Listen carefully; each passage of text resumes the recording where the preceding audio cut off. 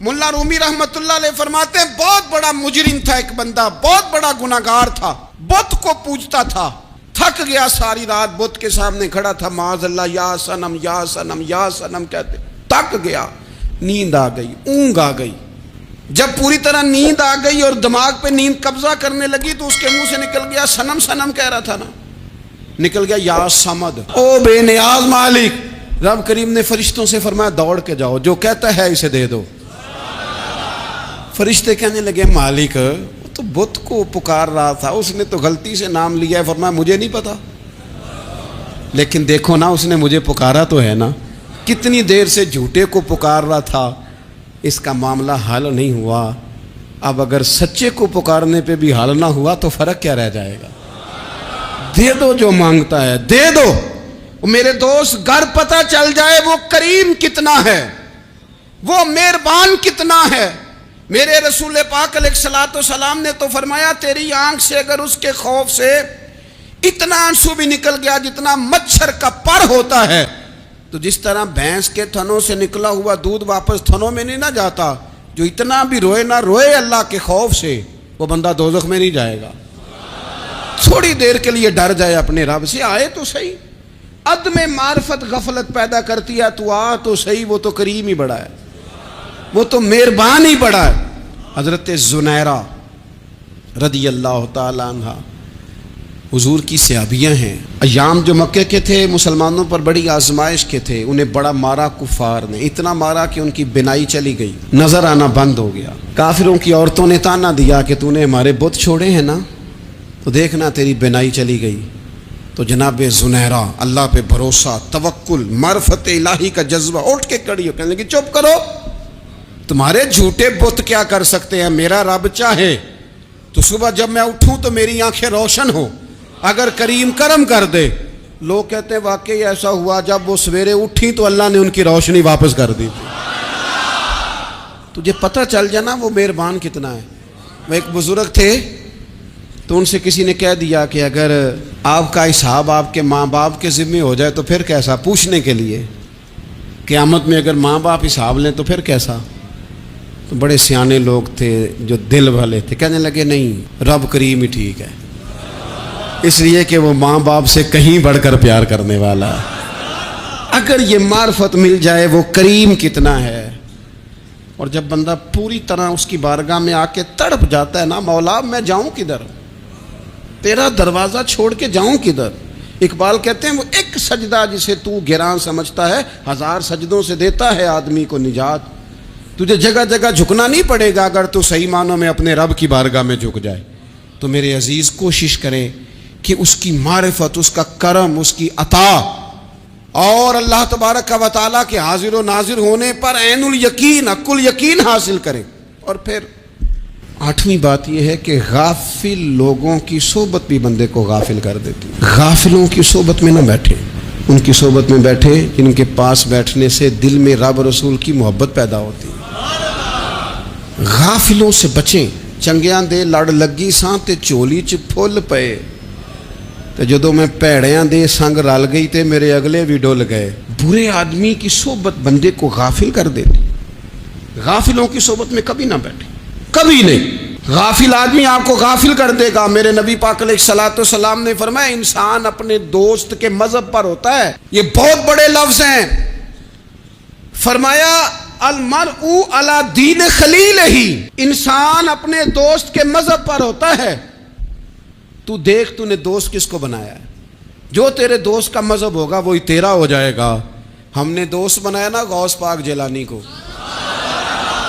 ہم نے یاری لگائی ہے نا داتا علی اجمیری سے، ہماری نسبت ہے نا معین الدین اجمیری سے، ہمارا تعلق ہے نا بہاؤالدین زکریا ملتانی سے، ہمارا رشتہ ہے نا حضرت مجدد الفسانی سے، ہم ماننے والے ہیں نا اعلیٰ حضرت بریلوی کے، ہمارا تعلق ہے کبھی جماعت علی سے کبھی مہر علی سے، ہمارا ان سے تعلق ہے تو صبح شام ہماری زبان پہ رہتا ہے بلغ العلا بکمالہ کشفت دجا بجمالہ حسنت جمیع خصالہ صلو علیہ وآلہ۔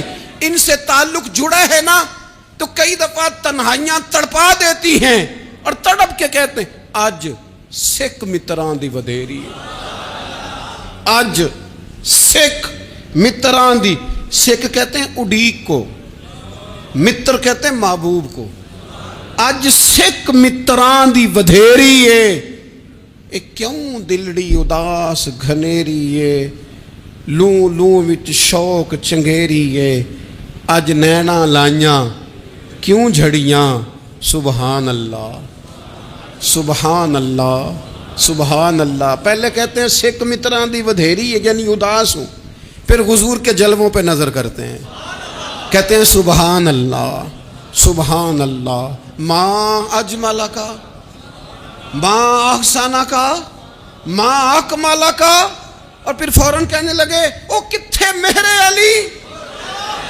او کتھے مہر علی، کتھے مہر علی تے کتھے تیری سنا، اب ویکھو مشتاق اکھیں کتھے جاڑیاں، بلغ العلا بے کمال کشفت دجا بے، اور میرے اعلی حضرت کہنے لگے سرور کہوں کہ مالک و مولا کہوں، باغ خلیل کا گلے زیبا کہوں تجھے، تیرے تو وصف عیب تناہی سے ہیں بری، حیران ہوں میرے شاہ میں کیا کیا کہوں تجھے۔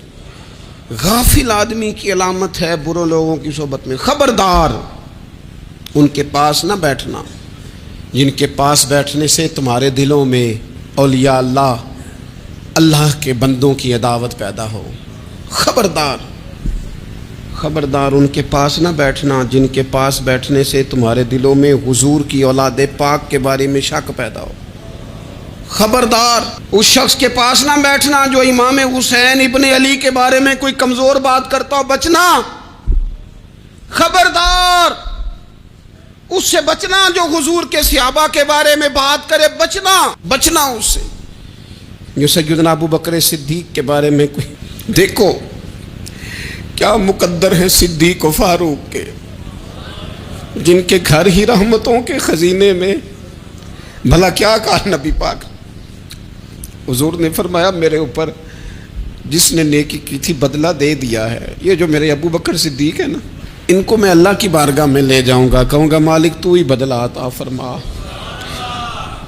ایک ہاتھ میں جناب صدیق کا ہاتھ پکڑا، ایک میں حضرت عمر کا ہاتھ پکڑا، اور حضور مسجد نبوی سے باہر آ رہے ہیں، دیکھنے والے کی زبان سے بے ساختہ سبحان اللہ نکل گیا، کیا شان ہے، کیا مقدر ہے۔ تو حضور علیہ السلام رک گئے اور روک کے فرمایا تو حیران ہو رہا ہے نا، تو حیران ہو رہا ہے نا کہ میں نے ایک ہاتھ میں ابو بکر کو پکڑا ہے، ایک میں عمر کو پکڑا ہے، فرمایا قیامت میں جب میری قبر کھلے گی تو میں اسی طرح قبر سے نکلوں گا، اس طرح میدان محشر میں میں آؤں گا۔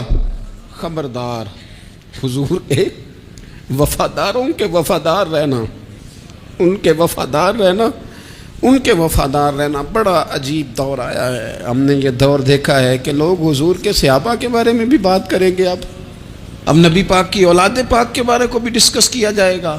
اپنا منہ تو دیکھ، اپنی حیثیت دیکھ، اور پھر وہ بندے دیکھ جن کو اللہ نے چن کے اپنے محبوب کی غلامی کے لیے حضور کے قریب بٹھایا ہے۔ تو بچنا ایسے لوگوں سے، پرہیز کرنا، خبردار عقیدہ ستھرا رکھنا، عقیدہ ستھرا رکھنا، صاف رہنا، پاکیزہ رہنا، غافلوں کی صحبت سے بچنا۔ بڑا ڈرتے ہیں اللہ سے، دعائیں مانگتے ہیں، یا اللہ نسلوں میں بھی وہی بندے پیدا فرما جو عقیدے پکے رکھنے والے ہیں، وہ بندے پیدا فرما ہماری نسلوں میں۔ ایک وہ بندہ بھی غافل ہو جاتا ہے جو امیدیں لمبی لگا لیتا ہے، جن کے منصوبوں میں دولت بھی ہوتی ہے، گھر بھی ہوتا ہے، اولاد کا بڑا ہونا بھی ہوتا ہے، پوتے پوتیاں نواسے نواسیاں دیکھنا بھی ہوتا ہے، یہاں بھی گھر وہاں بھی گھر، یہ سیر، یہ سارا کچھ ہوتا ہے، لیکن رب کی بارگاہ میں پیش ہونا جن کے پیش نظر نہیں ہوتا، لمبی امیدیں۔ حضرت مولا علی شیر خدا فرمایا کرتے تھے میں تم پر دو باتوں کا خوف کھاتا ہوں، جو ڈر آتا ہے، ایک یہ کہ تم خواہش کی پیروی کرو گے، جو نفس کی خواہش ہوگی اس کے پیچھے لگ جاؤ گے، اور ایک کہ تم لمبی لمبی امیدیں باندھو گے، اتنے سال جینا ہے، اتنے 100 سال جینا، یہ کرنا ہے، وہ کرنا ہے۔ منصوبہ بندی کریں مستقبل کے لیے، وہ بری نہیں، لیکن تیاری رکھیں، اس بات کا بھی خیال رکھیں کہ اللہ کی بارگاہ میں حاضر ہونا۔ یہ غفلت کی چیزیں ہیں جو بندے کو غافل کر دیتی ہیں، جو لوگ اللہ کا ذکر نہیں کرتے وہ بھی غافل ہو جاتے ہیں، اور جو فضول باتیں زیادہ کرتے ہیں نا، ہنستے زیادہ ہیں، فَلْيَضْحَكُوا قَلِيلًا وَلْيَبْكُوا كَثِيرًا۔ قرآن کہتا ہے زیادہ رویا کرو، کم ہنسا کرو۔ نبی پاک علیہ الصلوۃ والسلام سے پوچھا تھا حضرت عقبہ بن عامر نے کہ یا رسول اللہ نجات کس چیز میں ہے؟ تو نبی پاک علیہ الصلوۃ والسلام نے فرمایا ایک تو اپنی زبان قابو میں رکھو، دوسرا فرمایا اپنے گھر میں ٹھہرے رہو، تمہارا گھر تمہارے لیے کافی ہو، فضول نہ نکلو گھر سے، اور تیسرا فرمایا اپنی خطاؤں پہ رویا کرو۔ کثرت کلام اور فضول کلام اور بلا وجہ یہ بندے کو غافل کرتا ہے، دل کو سخت کرتا ہے۔ یہ چند چیزیں ہیں جو انسان کو غفلت میں ڈالتی ہیں۔ اپنے آپ کو ان چیزوں سے بچائیں اور غفلت کو توڑیں۔ آپ کے ذمے میرے ذمے جو حقوق و العباد ہیں ان کا پتہ کریں، جو اللہ رسول کے حقوق ہیں ان کی خبر دیکھیں، ہماری جو ذمہ داریاں ہیں ہم کس طرح انجام دے رہے ہیں اس پر توجہ کریں، اپنے معاملات کو ٹھیک کریں۔ ہم انسان ہیں، کوتاہیاں تو رہ جائیں گی، لیکن جب کوشش کریں گے تو پھر رب تعالیٰ مدد بھی فرمائے گا۔ ایک بات اور کرنی ہے، ایک تو میں نے عرض کیا غفلت کو توڑنا، ایک دوسری بات قرآن مجید کا ایک سبق اور، جب غفلت توڑنی ہے تو پھر لازمی طور پر ایک کام کرنا پڑے گا۔ میں نے یہ عرض کیا تھا کہ پلاننگ نہیں کرنی، فیصلہ کرنا ہے۔ تو فیصلہ کرنا ہے تو کرنا کیا ہے؟ پھر قرآن حکیم نے سورہ بقرہ میں کہا فاستبقوا الخیرات، یعنی تم نیکیوں کی طرف دوڑو، جلدی جلدی نیکیاں کرو، فٹافٹ، دیر نہ کرو۔ فٹافٹ سے مراد یہ نہیں کہ نیکی جلدی جلدی کر جاؤ، یعنی ٹال مٹول نہ کرو خیر کے کام میں، کل کریں گے پرسوں کریں گے، عمرہ کر رہے ہیں پھر نیکی ہیں، حج کر رہے ہیں پھر نیکی ہیں، بچے بیال ہوں پھر میں نیک ہوں، یہ تھوڑا سا یہ کام ٹال مٹ، فاستبقوا الخیرات، نیکیوں کی طرف دوڑو، جلدی کرو، بھاگو۔ نبی پاک صلی اللہ تعالیٰ علیہ وسلم نے فرمایا 5 چیزوں کو 5 چیزوں سے پہلے غنیمت جانو۔ حضور علیہ الصلوۃ والسلام فرمانے لگے ایک تو تم جوانی کو نہ بڑھاپا آنے سے پہلے پہلے غنیمت سمجھ لو۔ نبی کریم صلی اللہ تعالیٰ علیہ وآلہ وسلم ارشاد فرمانے لگے کہ اپنی صحت کو غنیمت جان لو بیماری آنے سے پہلے پہلے۔ پھر حضور علیہ الصلوۃ والسلام فرمانے لگے اگر اللہ نے تمہیں مال دیا ہے، وسعت دی ہے، تو نیکی کر لو، خرچ کر لو اللہ کے راستے، خدا نہ خواستہ تم پر غریبی آ جائے۔ اور پھر حضور سید عالم صلی اللہ تعالیٰ علیہ وسلم فرمانے لگے اگر تمہیں اللہ نے کچھ فراغت دی ہے، بہت زیادہ مصروف نہیں ہو، تو غنیمت جان لو، جلدی سے نیکی کر لو قبل اس کے کہ تم مشغول ہو جاؤ۔ اور 5ویں بات حضور نے بیان کی، فرمایا زندگی کو غنیمت جانو موت آنے سے پہلے پہلے، جلدی سے نیکی کر لو۔ نیکی کے لیے ساری زندگی منصوبہ بندی نہ کرتے رہو، نیکی کے لیے دیکھو نا، ہماری زندگی میں یہاں دنیا میں رہ کے چند منٹوں میں وہ نیکی کی جا سکتی ہے جو قیامت کے بعد صدیوں کا ہمارا فائدہ کرے گی، صدیوں کا فائدہ کرے۔ کرتے نہیں، پلاننگ کر رہے ہیں، منصوبہ بندی کر رہے ہیں، بس تیاری کر رہے ہیں، بس حضرت آپ دعا کر دیں، اللہ تعالیٰ دعائیں بھی قبول فرمانے والا ہے۔ لیکن جو نیکی نصیب ہوتی ہے اسے جلدی سے کر گزریں، اسے فٹافٹ کریں۔ میں ایک گاؤں میں گیا، اب تو خیر وہ دور نہیں رہا، یہ 10-15 سال 20 سال پہلے نا جو نوجوانوں کی مصروفیات ہوتی تھیں ان میں سے ایک مصروفیت یہ ہوتی تھی کہ گندم لے کے چکی پہ جانا ہے، آٹا پسوا کے لانا ہے۔ یہ ایک بڑی، چونکہ سبھی گھروں کے اندر سال کے لیے گندم سٹاک کر لی جاتی تھی، تو گندم لے کے جانا یہ ایک ڈیوٹی ہوتی تھی۔ ایک نوجوان ایک گاؤں میں، اس کی مجھے تعریف سننے کو ملی، تو ایک بوڑھی اماں کہنے لگی یہ تو بڑا نصیباں والا ہے، سارے اندر ہی آٹا پیا لے ہوتا ہے، اور آتے جاتے پوچھ لیتا ہے کہ اماں کوئی، کہنے لگی میرے بچے باہر ہوتے ہیں، یہ مجھے دوائی بھی لا دیتا ہے شوگر کی، میں مریضہ ہوں۔ یعنی خیر جتنی ہو سکے، جتنی۔ میرے ایک سنگی ہیں تو سڑک پہ کوئی بندہ کھڑا ہوتا ہے نا، اللہ تعالیٰ انہیں سلامت رکھے، بندہ کھڑا ہوتا ہے تو کہتے ہیں میں اس سے پوچھ لیتا ہوں بابا جی کدھر جانا ہے، فلانی جگہ جانا ہے، تو کہتے ہیں میں موٹر سائیکل پہ بٹھا لیتا ہوں۔ بندہ دیکھ کے مجھے سمجھ آ جاتی ہے ضرورت مند ہے، کوئی چور نہیں، کوئی ڈاکو نہیں، ضرورت مند ہے۔ میں اسے منزل تک، نیکی جتنی میسر آئے، جس حد تک میسر آئے۔ کیا کہا ہمارے نبی پاک علیہ السلام نے؟ حضور نے ہم سے فرمایا کچھ نہ ہو سکے تو بات ہی مسکرا کے کر لینا، اس پر ہی اللہ صدقے کا ثواب عطا کر دے۔ فاستبقوا الخیرات، جلدی سے نیکی کر لو، اپنے نامہ اعمال میں روز نیکیاں جمع کرو، کوئی نہ کوئی خیر کا کام روز کرو اور جلدی سے کرو۔ صحیح مسلم میں حدیث ہے، نبی پاک صلی اللہ تعالیٰ علیہ وسلم فرمانے لگے جلدی جلدی نیکی کے کام کر لو، ان فتنوں سے پہلے جو اندھیری رات کے حصوں کی طرح فتنے ہوں گے۔ فرمایا اس وقت حال یہ ہوگا کہ آدمی صبح مومن ہوگا، شام کو کافر ہو جائے گا، شام کو مومن ہوگا تو صبح کافر ہو جائے گا۔ اور فرمایا لوگ دنیا کے بدلے اپنا دین تک بیچ ڈالیں گے۔ معاذ اللہ جھوٹی قسمیں نہیں کھائی جاتی، جھوٹا قرآن مجید نہیں لوگ اٹھا لیتے، لوگ دنیا کے لیے دین بیچ ڈالیں گے۔ اس سے پہلے جب فتنے اتنے زیادہ ہو جائیں، اس سے پہلے نیکی کر لو، کوئی خیر کا کام کر لو، جلدی سے کچھ ایسا کر لو۔ حضرت عقبہ بن حارث رضی اللہ تعالیٰ عنہ فرماتے ہیں یہ دیکھیں ہمارے نبی پاک علیہ السلام کی سیرت کیا ہے، حضور کا اسوہ کیا ہے، نبی پاک علیہ السلام ہماری تربیت کس طرح کرتے ہیں۔ حضرت عقبہ بن حارث رضی اللہ تعالیٰ عنہ کہتے ہیں ہم نے نبی پاک علیہ السلام کے ساتھ نا عصر کی نماز پڑھی، یہ صحیح بخاری میں موجود ہے۔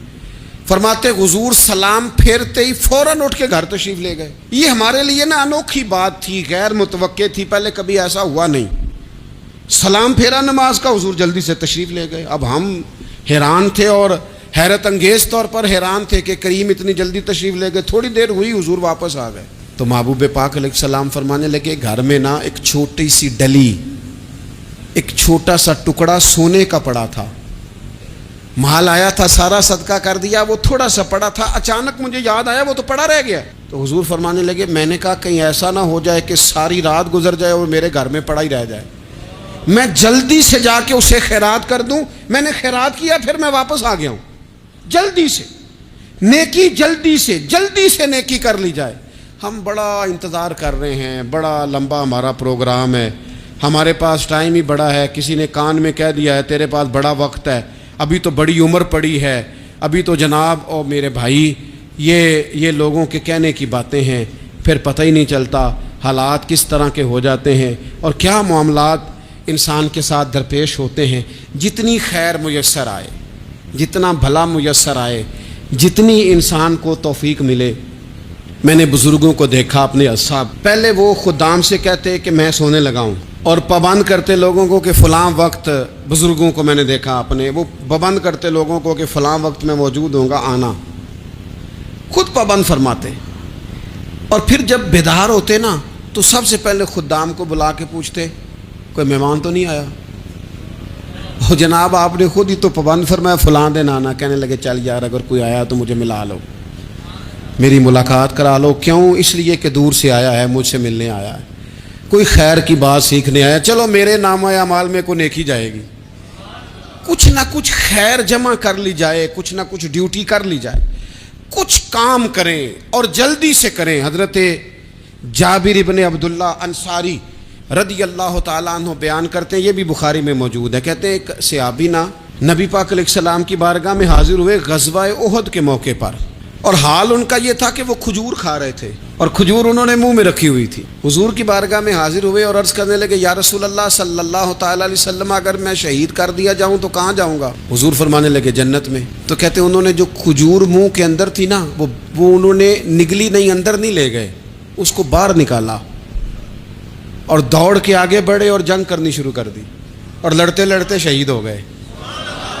کیا سبق دیا انہوں نے؟ سبق یہ دیا کہ نیکی کرنے میں اتنی دیر بھی نہیں کرنی جتنی کھجور کھانے میں دیر لگتی ہے، جلدی سے نیکی کرنی ہے، فٹافٹ نیکی کرنی، اس کے اندر ٹال مٹول نہیں کرنا۔ اسی وقت انہوں نے کھجور باہر نکال دی، دوڑ کے انہوں نے حضرت انس بن نضر رضی اللہ تعالیٰ عنہ، حضرت انس بن مالک رضی اللہ تعالیٰ عنہ کے چچا ہیں، میدان احد میں نا احد پہاڑ کے قریب کھڑے تھے، لوگوں سے کہہ رہے تھے جلدی جلدی ادھر آؤ، وہ جنت جو انسان کو انتقال کے بعد نصیب ہوگی اور قیامت کے بعد نصیب ہوگی، فرماتے تھے مجھے تو ابھی احد پہاڑ کے اندر سے جنت کی خوشبو آ بھی رہی ہے، لہذا جلدی سے آؤ، ادھر دوڑو، جہاد کرو، آؤ کفار سے لڑیں۔ تو نیکی میں دیر نہیں کرنی، جو نیکی میسر آتی ہے، جس کو میسر، ماں باپ میسر ہیں تو خدمت کر لیں، اہل خانہ ہیں تو حسن سلوک کر لیں، اللہ نے اولاد دی ہے تو اچھی تربیت کر لیں، دوست ہیں تو خیر خواہی کر لیں، اگر آپ کو اللہ رمضان عطا کرتا ہے تو زیادہ سے زیادہ اس کی عبادت کر لیں، اگر نظر ٹھیک ہے تو تلاوت زیادہ سے زیادہ کر لیں، زبان چلتی ہے تو رج رج کے مدینے والے محبوب پہ درود و سلام پڑھ لیں، اللہ تعالیٰ کا ذکر کر لیں، جلدی سے خیر جمع کریں، اپنے وقت کو ضائع نہ کریں۔ یہ آج کا سبق ہے کہ ایک تو ہم نے فیصلہ کرنا ہے کہ بس غفلت نہیں، اب غفلت اب انشاءاللہ اللہ اللہ کرنی ہے، اب کوئی خیر کا کام کرنا ہے۔ میرے حضرت کا ایک جملہ کبھی نہیں بھولنا، فرمایا کرتے تھے زمین کے اوپر کام، نیچے جا کے آرام۔ یہ چھوڑ دیں اتنے گھنٹے سونا ہے تو یہ کرنا ہے تو میری نیند میں دخل کوئی نہ ڈالے، پھر سوتے ہی رہ جائیں گے، سوتے ہی رہ جائیں۔ زمین کے اوپر کام اور نیچے جا کے جاگنا ہے، جاگ لے افلاک کے سائے تلے، پھر حشر تک سوتا رہے گا خاک کے سائے تلے۔ اب جاگ لے افلاک کے سائے کے نیچے، جاگ، کھول آنکھیں۔ ہر وقت کا سونا، ہر وقت سونا، ہر وقت جو اپنے آرام کی فکر کرنا، اس سے نکل آئیں اور اچھا کھانا اور اچھا پہننا اور بس اپنی مرضی کی زندگی من چاہی جینا، اس سے باہر آئیں۔ فیصلہ کریں، فیصلہ کہ اب غفلت نہیں کرنی۔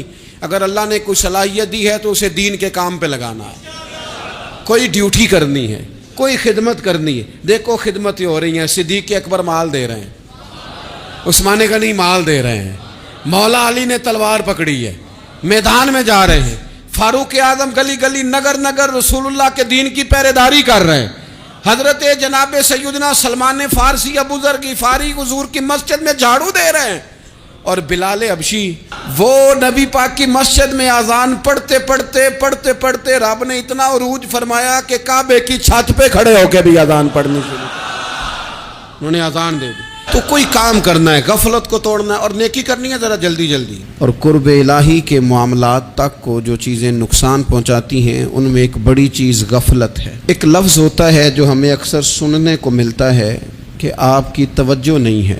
یہ ڈھیر سارے لوگوں کا مطالبہ ہوتا ہے، اہل خانہ بھی مطالبہ کرتے ہیں، کئی موقع پر والدین بھی مطالبہ کرتے ہیں، غرباء بھی مطالبہ کرتے ہیں کہ امیروں کی ہماری طرف توجہ نہیں ہے۔ اور یہ بڑی لازمی سی بات ہے کہ کسی چیز پر جب توجہ رہتی ہے تو وہ چیز بہتر ہو جاتی ہے، اور جب عدم توجہی کا لوگ مظاہرہ کرتے ہیں تو وہ معاملہ خراب ہو جاتا ہے۔ یہ جو عدم توجہ ہے اسی کو غفلت کہتے ہیں، اور جب انسان کے مزاج پر غفلت طاری ہوتی ہے اور غفلت اس پر پوری طرح غلبہ کر لیتی ہے تو پھر اس کی زرخیز زمین کو وہ بنجر کرتی ہے۔ غفلت انسانی دل کے لیے بڑی نقصان دہ چیز ہے اور انتہائی تکلیف اور ضرر کا باعث ہے۔ دلوں پر جو قحط نازل ہوتا ہے، قحط ویران ہو جاتے ہیں دل، اور جو دلوں پر خشکی نازل ہوتی ہے کہ طبیعتیں خشک ہو جاتی ہیں، یہ غفلت کی وجہ سے ہوتی ہے۔ جو لوگ غافل ہو جاتے ہیں نا، اپنے معاملات کا دھیان نہیں رکھتے، دیکھیں نا، آپ کو کھانا کھاتے بھی غافل نہیں ہونا چاہیے۔ اگر کھانا بھی غیر معتدل کھا لیا جائے تو وہ انسان کی طبیعت کے لیے باعث ضرر بن جاتا ہے، نقصان کا باعث بنتا ہے۔ بات کرتے ہوئے بھی غافل نہیں ہونا چاہیے، کئی دفعہ جملے ایسے نکل جاتے ہیں جو انسان کے لیے پھر شرمندگی کا باعث بنتے ہیں۔ انسان کو غافل ہو کر کوئی کام نہیں کرنا چاہیے، غافل ہو کر، مدہوش اور بے ہوش ہو کر نہیں۔ غفلت دل کو ویران کرتی ہے، طبیعت میں خشکی لاتی ہے۔ غافل کبھی نہ بنے۔ قرآن مجید فرقان حمید نے ارشاد فرمایا کہ اقترب للناس حسابہم، فرمایا لوگوں کے حساب کا وقت قریب آ گیا، وہم فی غفلت معرضون، اور وہ ابھی بھی غفلت میں منہ پھیرے ہوئے ہیں۔ ٹائم آ گیا حساب دینے کا، لیکن وہ ابھی بھی غافل ہیں۔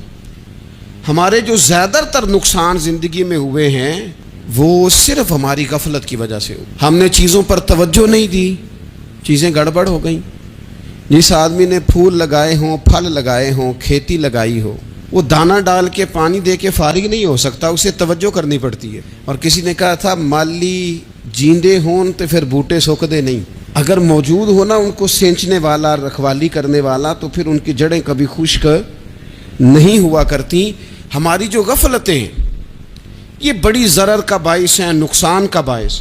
مجبوری معاف ہوتی ہے، غفلت معاف نہیں ہوتی۔ اسکول میں پڑھتے تھے، مدرسے میں پڑھتے تھے، تو ایک مجبوری ہو گئی جی، خدا نخواستہ گھر میں کوئی پریشانی ہو گئی تو اساتذہ اس پر سزا نہیں دیتے۔ کوئی خوشی کا موقع ہے گھر میں، فیملی میں کسی کی شادی ہے، اساتذہ اس پر سزا نہیں دیتے۔ لیکن اگر کبھی پتہ چلتا تھا نا کہ یہ گھر سے تو آیا تھا لیکن مدرسے نہیں آیا، یہ اسکول نہیں آیا، رستے میں غافل ہو گیا، تو یہ بات خوفناک تھی۔ یہ قابل سزا جرم تھا کہ تو غافل ہو گیا اپنی پڑھائی سے، تو گھر سے آیا اور یہاں نہیں آیا۔ غفلت قابل سزا ہوتی ہے، مجبوری کی معافی ہوتی ہے۔ ہمارا آج کل جو مسئلہ ہے وہ غفلت کا ہے. ڈھیر سارے لوگ ہیں، سمجھدار بھی ہیں، سیانے بھی ہیں، معاملہ فہم بھی ہیں، باشعور بھی ہیں، تعلیم کی ڈگریاں بھی رکھتے ہیں، لیکن اگر ان کی زندگیوں کی تکلیفوں کو دیکھا جائے اور بے آباد روح کو دیکھا جائے اور سجدوں سے ان کی دوری کو دیکھا جائے تو ایک ہی بات سمجھ میں آتی ہے کہ پتہ سارا ہے لیکن لے ڈوبی ہے غفلت. توجہ نہیں کی. لائق بچہ بھی نالائق ترین زندگی گزارتا ہے، اس لیے کہ اس کے لائق ہونے کے ساتھ ساتھ اس کا توجہ کرنا بھی تو ضروری ہے نا. نرے لائق کا کیا فائدہ اگر وہ محنتی نہیں، اگر وہ توجہ ہی نہیں کرتا، اپنا سبق دھیان سے سنتا پڑھتا ہی نہیں، تو جتنا مرضی لائق ہو پیچھے رہ جائے گا.